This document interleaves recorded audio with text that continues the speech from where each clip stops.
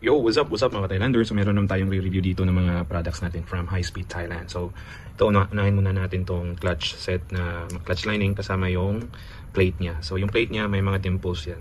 So may parang mga group yan. So talagang kakapit talaga yung clutch natin. And maganda din yung ginagamit nila na lining dito. So this is already proven and tested sa kanilang R&D. So yan.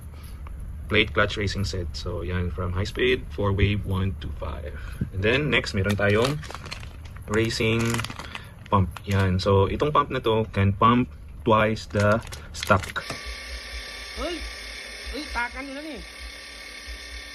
Tang yun ha. Yan. So bagong product din nila ito ngayon. Kulay red na. Yung dati kasi parang silver pa rin siya. Pero ito yung pinakabago nilang product 2023 for oil pump ng Wave 125. Alright. So yan ang kita mo.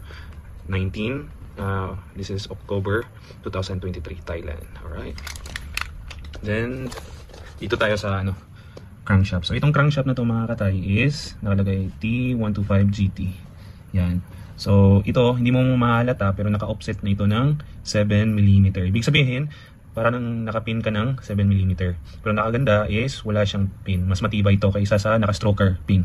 So gagamitin na pin yan, parang standard na lang. And ito din yung connecting rod niya. So yung connecting rod niya is good for +7 na crankshaft, and then 15 yung piston pin, 22 naman yung crank pin niya, and then yung haba niya is 100mm.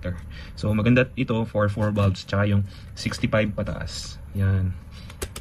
So ito, yan yung sa flywheel side niya. So CNC cut yan. Ito din yung para sa niya, primary clutch. So yan, na-modify na rin yan, mas pinatibay nila. Tsaka yung mga oil niya, hole. Yan, pati yung dyan, naka-modify na rin yan. Alright. So for wave 125 RSI, yan. So yan mga ka-Thailander, maraming salamat. So if meron pa kayong katanungan, please comment down below. And always remember, if you squeeze that throttle, always remember your family back home. Alright.